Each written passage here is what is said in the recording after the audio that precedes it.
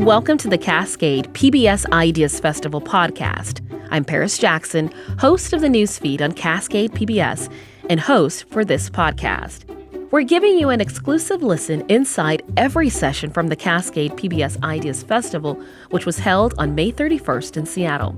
Today we're talking about American politics and comedy, with someone known for bridging those two topics in a pretty unique way, former U.S. Senator and comedian Al Franken. What a Day podcast host Jane Coaston sat down with Franken to get his take on the impacts of the second Trump administration and how his time at Saturday Night Live informed his political career. Franken is not one to mince words or miss an opportunity to tell a story. He discussed his Minnesota roots, how he got into politics, his advice for Democrats on messaging, and what has shocked him most about Trump 2.0. It's an interesting conversation that, coupled with laughter, will give you some encouragement as you make sense of our current political landscape. Now, let's get into it.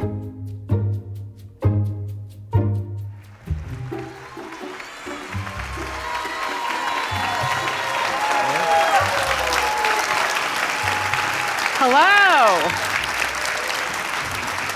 Thank you so much for being here. I'm so excited to be back in Big Ten country. Welcome to the Cascade PBS Ideas Festival. I'm Jane Coaston, host of Crooked Media's daily news podcast, What a Day. And I could not be more excited to introduce my guest. You know him from Saturday Night Live and the United States Senate, Al Franken.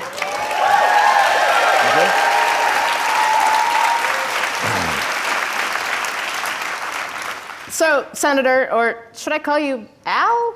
Fellow podcaster? Call me what my grandchildren call me. Senator.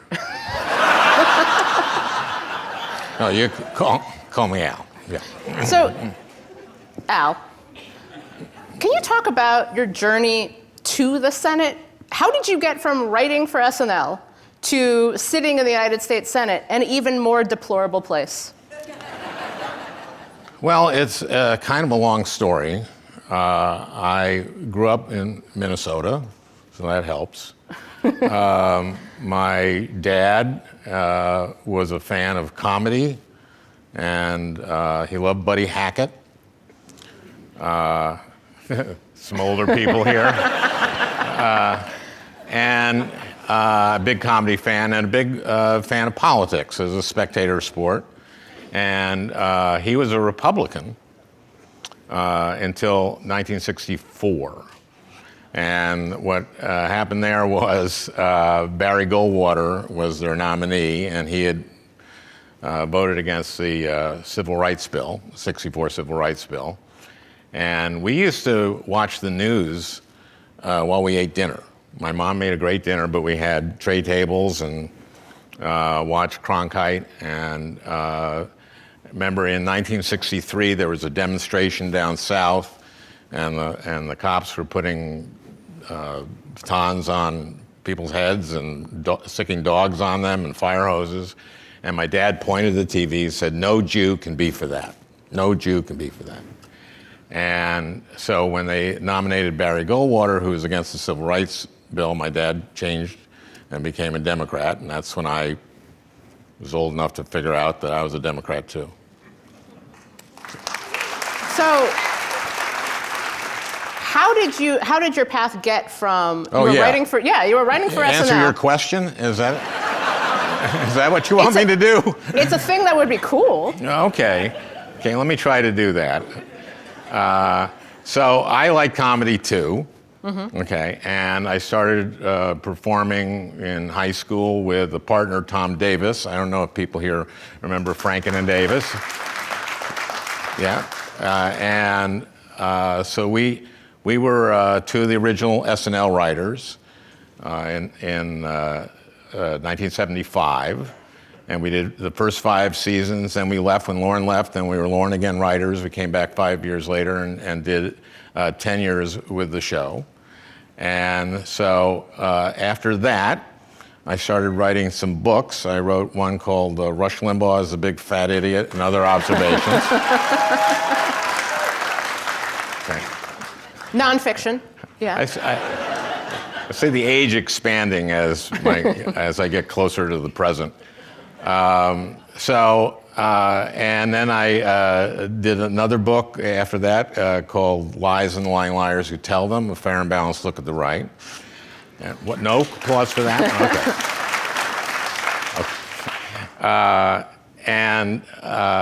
I also did a radio show on Air America, which we had a station here in Seattle, and I had one in New York, but then we moved the show to Minneapolis. And during the 2006 cycle, I campaigned all around Minnesota for Democrats. And I should back up a little bit. Paul Wellstone was kind of my hero. And in 2002, he died in a plane crash just about 2 weeks before the 2002 election. And Norm Coleman was running against him, and Norm ended up winning that election. And a few weeks after he arrived in Washington, he said to a Capitol Hill newspaper, to be frank, I'm a 99% improvement over Paul Wellstone. And when I heard that, I said, I wonder who's going to beat this guy. And I thought it could maybe be me. So during the 2006 cycle, when I was doing my radio show around the state, I campaigned for Democrats there, and people were saying, maybe you should run against Coleman. And I did that, and I clobbered him by 312 votes. So that's the answer to your question. What do you think your experience in comedy added to your understanding of politics? Well, obviously, speaking in front of an audience, which is what you do very often in comedy, and writing what you're saying, is very good preparation for politics. When you're performing for an audience, you get feedback, and there's nothing really can substitute for that. It's different than running for office, but it's an amazing. I love doing the show. I love doing Saturday Night Live. I'll tell you about one sketch that Tom and I wrote. Does people here remember Julia Child bleeding to death? Remember that? I do not. Perhaps you could. Okay. I was born in 1987, so let's just, Oh, okay. Okay. So Tom and I wrote this. We were watching the Today Show in the morning, and Julia Child was on, and she cut her finger. Mm-hmm. And that gave us an idea. And so the sketch was basically Dan Aykroyd as Julia Child deboning a chicken and cutting her finger very badly. Uh-huh. And bleeding to death. It was a comedy. Right, yeah. And doing the voice and everything. Huh? The voice of Julia Child. Oh, he was brilliant. Danny was just brilliant doing it. And Tom was under the counter pumping the blood. He had an insect sprayer. And we actually held it a week. We did it in dress rehearsal one week, and we didn't have the blood exactly right, but we knew we had something. And on air, it was just magical.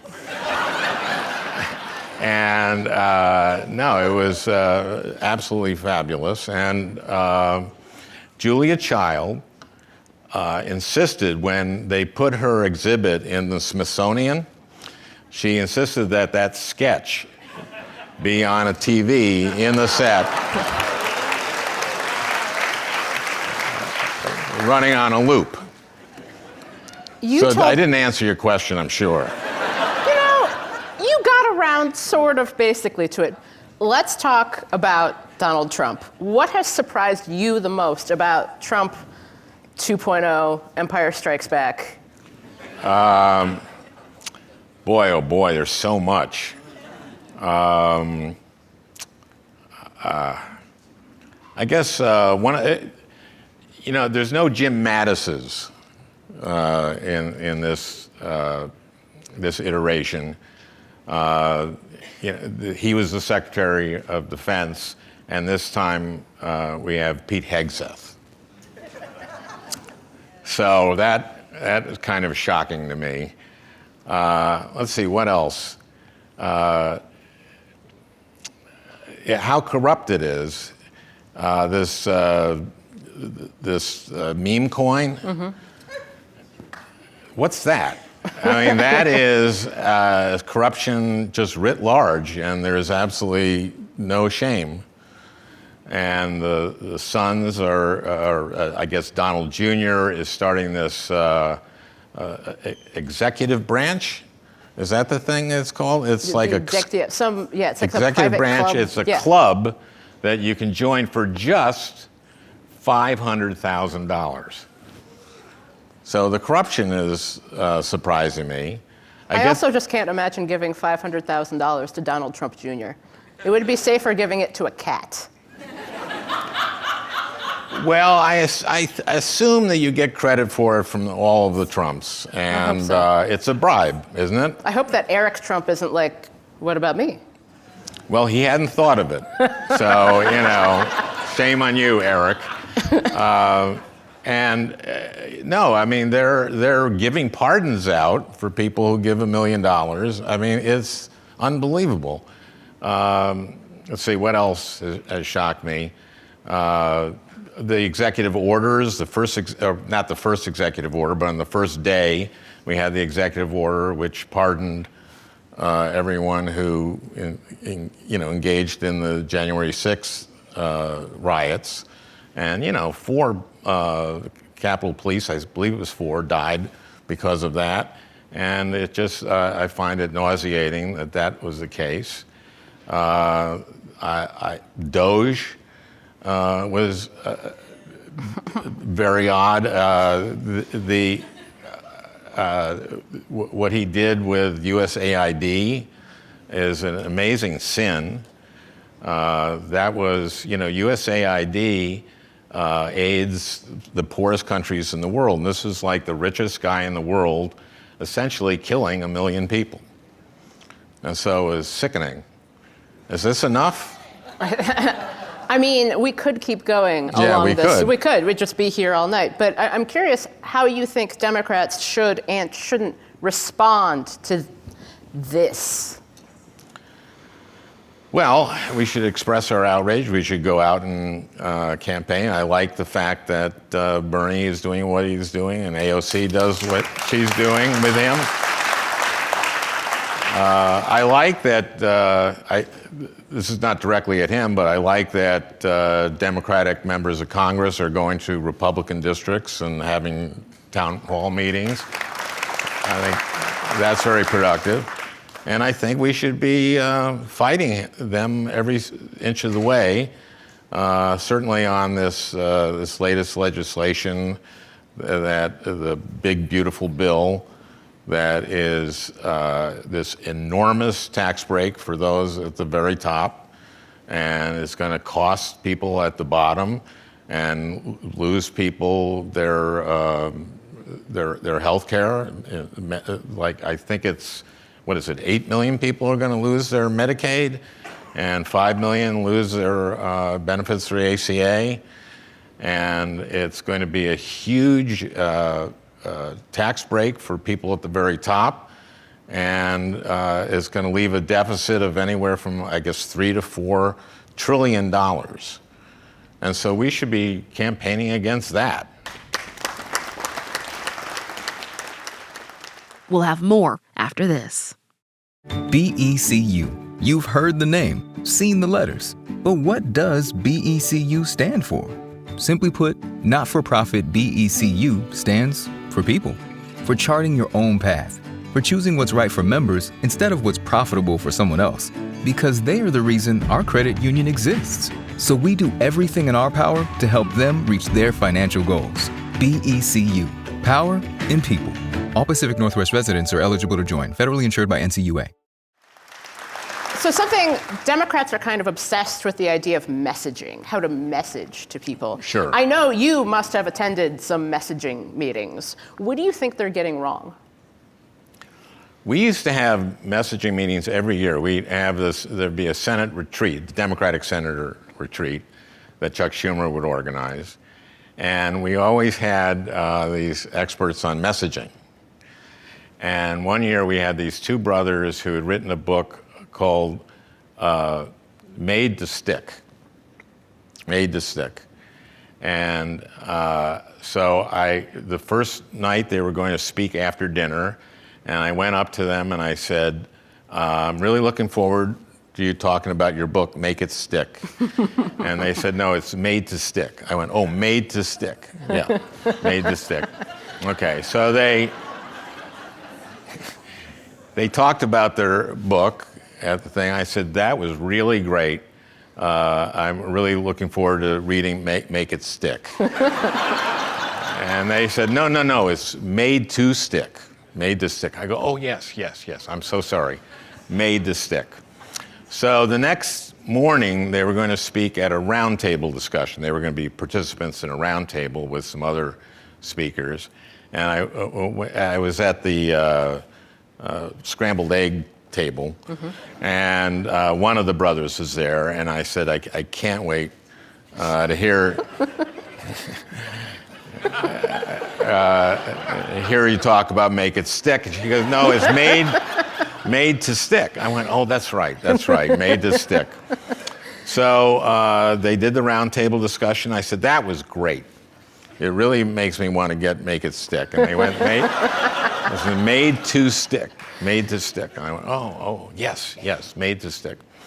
So later that day, I was in the elevator, and I get off, and the two brothers are there waiting to get on, and I let them on, and I say, I tried to buy your book, but I couldn't get it. And they said, no, it's on Amazon. I said, no, I looked on Amazon for Make It Stick, and it wasn't there.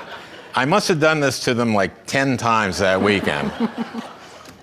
Well, I've never heard of this book, so it clearly, whatever you did. I've told this story before, and someone said, no, Made to Stick was really good. So what do you think? So I feel terrible. I did this to these two guys, but what do you think Democrats, there's all this discussion about messaging. They bring in people, they bring in experts, they bring in pundits to be like, here's how you talk to voters. How should Democrats be talking to voters?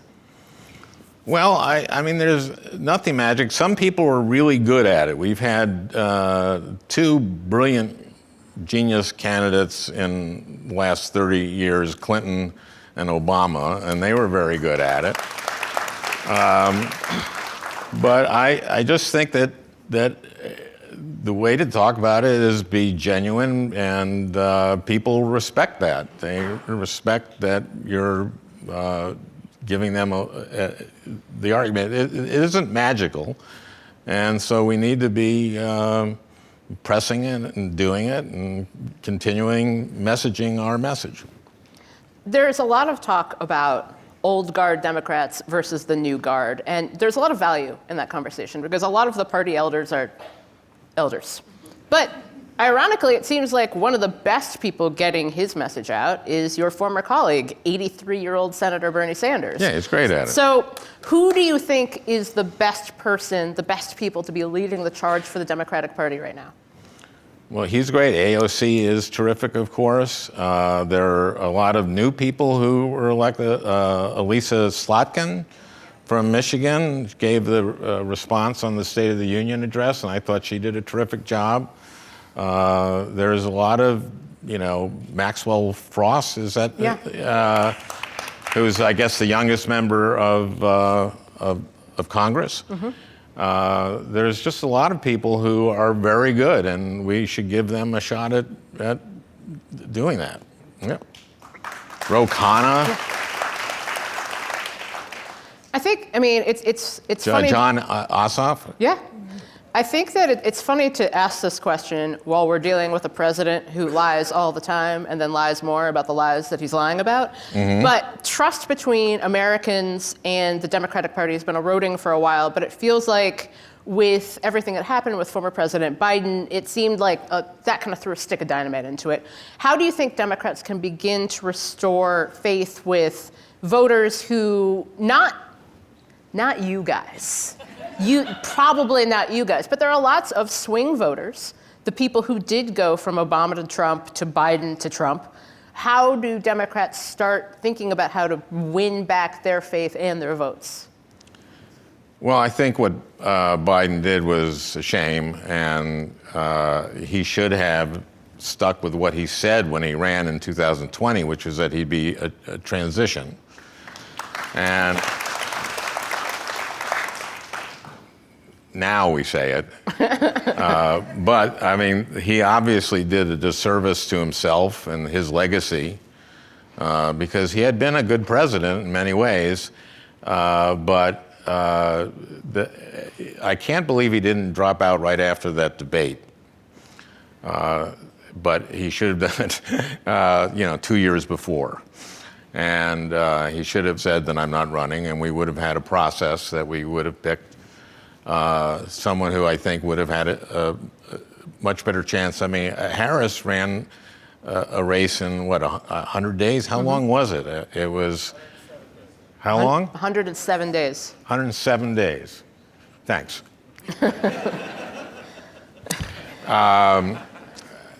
And completely unfair to her in retrospect. I was hoping she'd win. Of course. I thought she did, her debate was terrific, but, in 107 days, you really can't do what we needed to have done, and it's a crying shame. Right, because the 2022 midterms actually went way better for Democrats than I think a lot of people expected. So you could see there's a version of history where that goes differently. But the 2002 midterms was great, and that was a perfect time for Biden to say, that's not saying, but it's a... Yeah.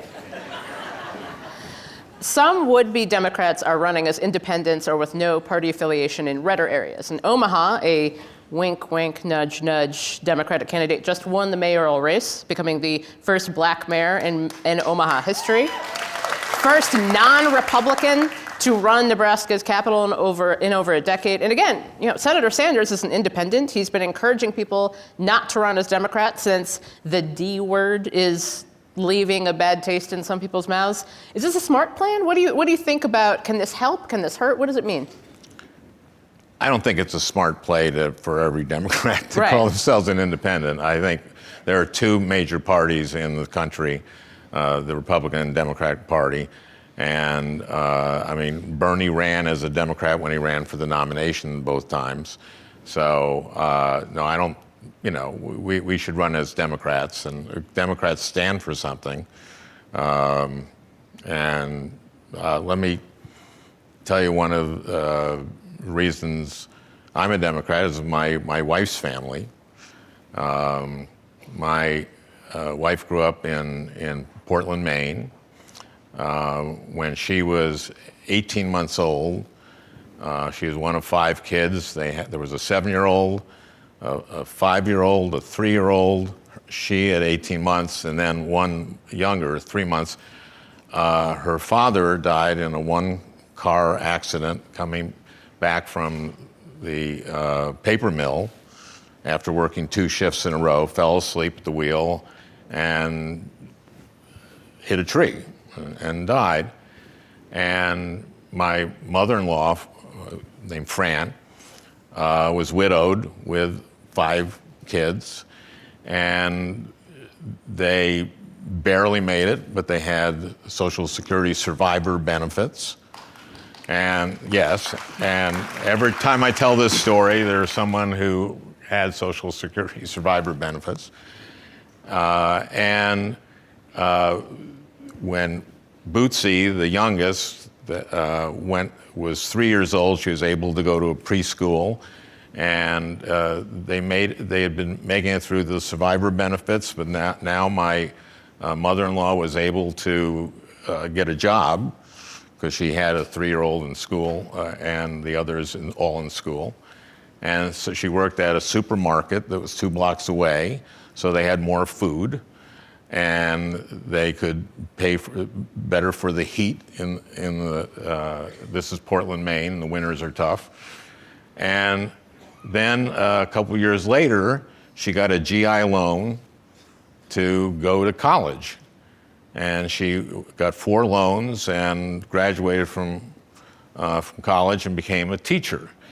And she taught at a Title I school, a school with low-income kids and parents. And then she went back to school, got another loan, got a master's degree, and she taught there until she retired, and retired with a pension.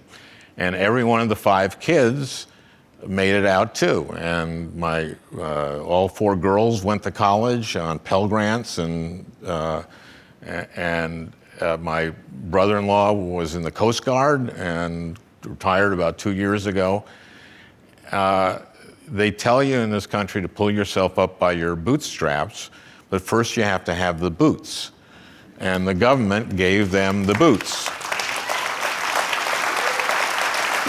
And that's what we Democrats are about. That's what the Democratic Party is about. It reminds me of my grandmother, my dad's mom. My grandfather passed away. He served at Normandy in a segregated unit, and he died at 49 after working in a copper piping factory in Ohio. So my grandmother was widowed with 3 kids, and she was able to go back to school and go back to work, and all of her kids got master's degrees. And that's why I remember, you're thinking about being a Democrat. I remember when I came out to my parents as queer, my parents were like, oh, that's fine. We thought you were going to say you were a Republican. Like anything but that. Yeah, like, oh. Holy mackerel.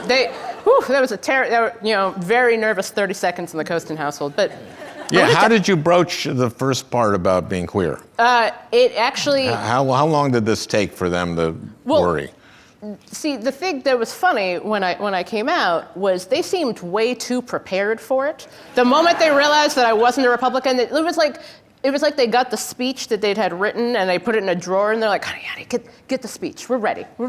We will always love you and accept you no matter what. And I'm like, you've been waiting for this for like 15 years. So you weren't hiding it? Apparently I thought I was. But no. So you're fooling yourself for 15 years? Yep. That's the story. Congratulations. Yeah, it was great. That's funny. I wanted to ask about the blue wall, which has not been rock solid for Democrats. We're both Midwesterners. I'm from Ohio, you're from Minnesota. And in 2020 it held for Joe Biden, but in 2024, Trump was able to win in Pennsylvania, Wisconsin, and Michigan, which, as somebody who spent a lot of time in all 3 of those states, I went to the University of Michigan, that was something where I was actually a little surprised, especially because Democrats had a trifecta in Michigan. What do you think is necessary for Democrats to get the Midwest back, to rebuild the blue wall? Well, there is no blue wall. There's a purple dam? Lake, mass, I don't know what it is, but I think that we can get it back. Right now, I think that Trump has. Remember, he was going to solve the war in Ukraine in a day. Mm-hmm, mm-hmm. He says he was being sarcastic about that because I don't think he knows what sarcasm is. All you have to do is play tapes of him saying that he's doing it, and he wasn't being sarcastic. Nope. And what else did he say? He said that he was going to bring prices down. Mm-hmm.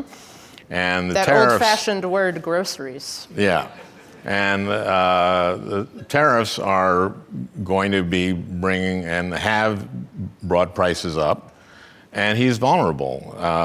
And we need to go after him with tooth and nail? Something like that. I had a cliche on my lips, but I couldn't remember what it was. But we need to go after him. Which actually brings me, you've been very busy recently. You've got a Netflix show, The Residents. It was stunt casting. I play a senator. But more importantly, not that Netflix isn't important, you run the Midwest Values PAC that helps campaign up and down the ballot. Can you explain a little bit more about what the Midwest Values PAC has found successful in 2024 and what your strategy is for 2026? Well, we were a little bit more successful in 22 than we were in 24. But we did help a lot of Democrats who won, some of whom I've mentioned, the Slotkin and others. And we basically, what my PAC does is we raise money and we give it to people. We also we give it to candidates, but we give it to organizations that we partner with.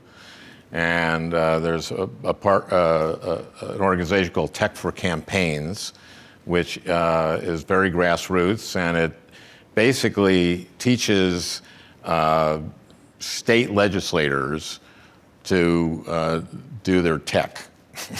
and it's very successful and helps them also identify low propensity voters and find them and sign them up to register.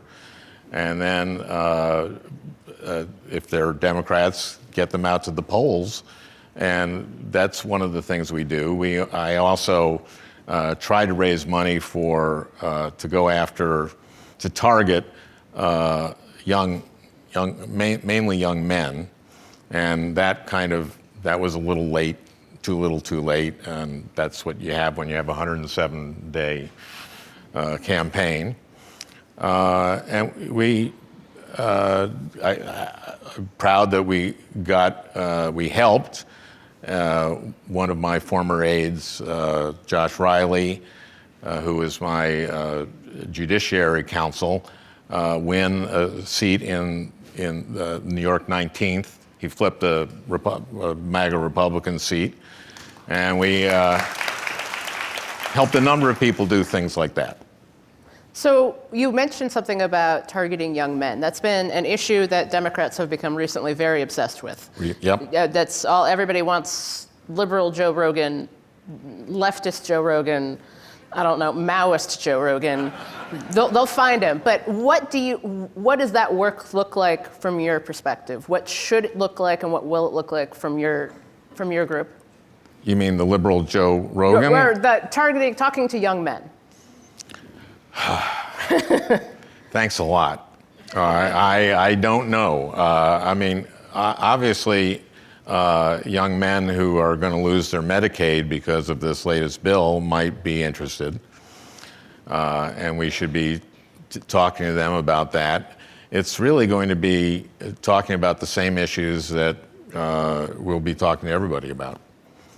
Is there something that you've been thinking about in looking ahead to 2026 and even to 2028 that you've learned that you want Democrats and left-leaning progressive voters to be thinking about that we can take forward as we deal with all of this? To stay active, to stay in it. It's easy to throw up your hands and say I've had it.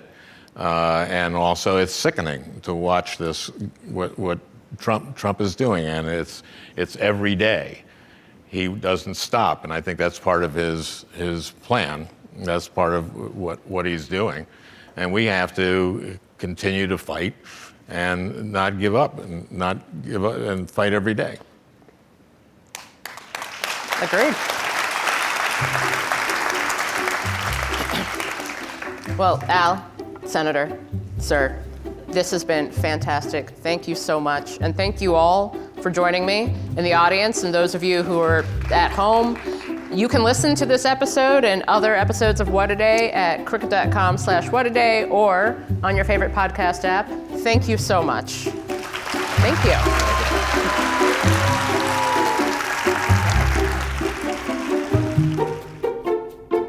That's it for today's episode. Thank you, Jane and Al, for the talk.